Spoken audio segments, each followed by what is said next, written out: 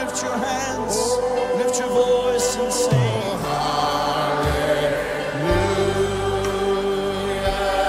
We worship you, Lord.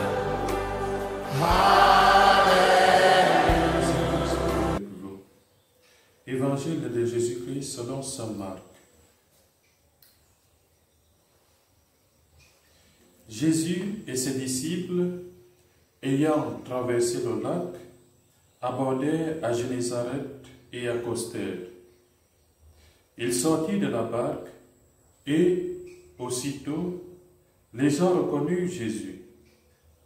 Il parcourut toute la région et se mit à transporter les malades sur des brancards là où l'on apprenait sa présence.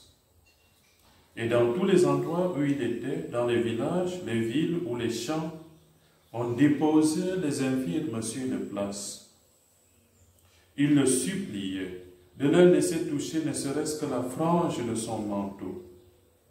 Et tous ceux qui la touchèrent étaient sauvés. Acclamons la parole de Dieu. Frères et sœurs, lorsque nous lisons l'évangile de saint Marc, nous constatons le pouvoir extraordinaire qu'a Jésus de faire des miracles, de guérir les malades. Ce pouvoir est si extraordinaire qu'à la limite même, il est parfois effrayant pour certains.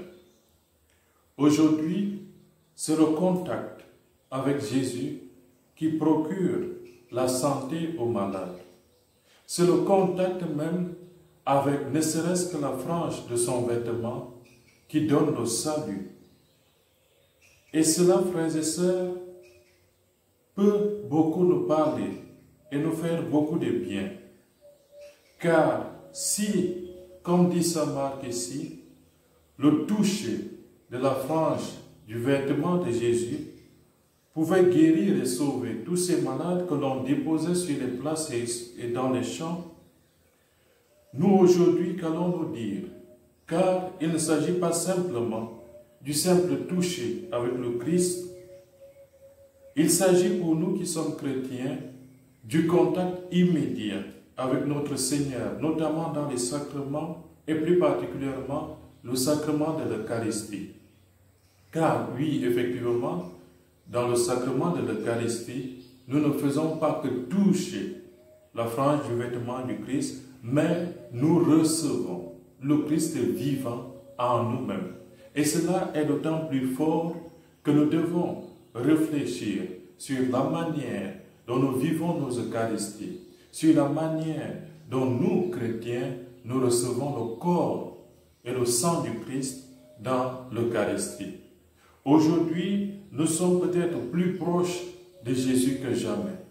Nous sommes plus proches de notre Seigneur que ces gens qui avaient simplement besoin de toucher ne serait-ce que la frange de son vêtement. Nous touchons le corps et le sang du Christ. Nous communions au corps et au sang du Christ. Nous recevons dans nos corps, dans nos cœurs, le corps et le sang du Christ, certains de chaque semaine, d'autres chaque jour. Alors que faisons-nous de cette réception en nous du corps et du sang du Christ comme chrétiens? Est-ce que nous avons vraiment l'impression que ce corps et ce sang que nous recevons en nous provoquent beaucoup plus de grâce que ceux qui étaient simplement ou ceux qui avaient simplement besoin de toucher ne serait-ce que la frange du vêtement du Seigneur?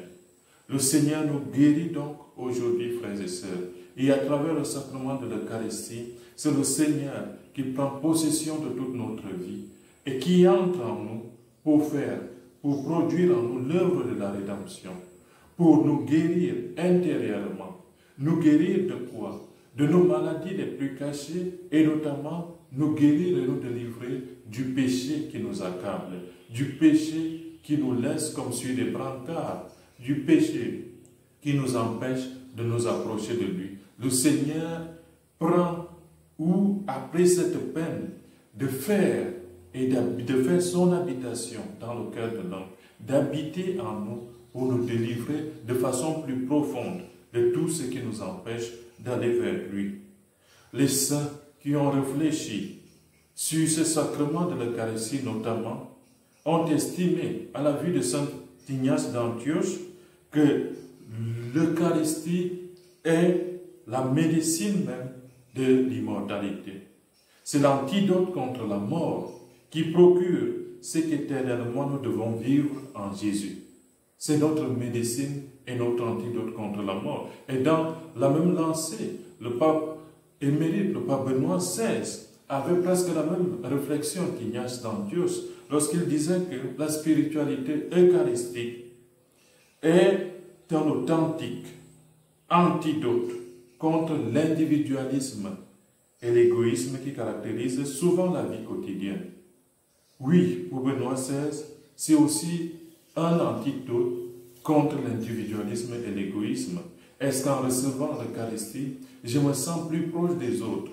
Est-ce qu'en étant plus proche de Jésus, je me rapproche plus de mes frères et de mes sœurs? Est-ce qu'en recevant la guérison de la part du Christ, j'essaye par mes mots et par ma vie de procurer la même guérison à mes frères et sœurs? Parce qu'en recevant le Christ, nous aussi nous devenons d'autres Christ. Et donc nous devenons en quelque sorte ces antidotes contre l'égoïsme et l'individualisme auprès de nos frères et sœurs. Frères et sœurs, en méditant l'évangile de ce jour, nous devons profondément nous interroger encore sur le contact réel que nous avons avec le Christ dans les sacrements, et notamment le sacrement de l'Eucharistie. Comme disait Saint Grégoire le Grand, je désespérerais de ma blessure si je ne mettais pas ma confiance dans le Tout-Puissant. Oui, nous pouvons désespérer en ayant tout cela.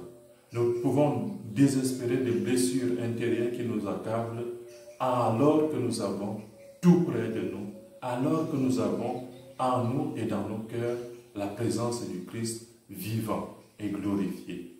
Frères et sœurs, que ce mystère de la présence du Christ, que ce mystère du Christ dans l'Eucharistie nous rapproche de lui beaucoup plus davantage que ceux qui avaient simplement besoin de toucher ne serait-ce que la frange de son vêtement. Nous recevons son corps, nous recevons son sang.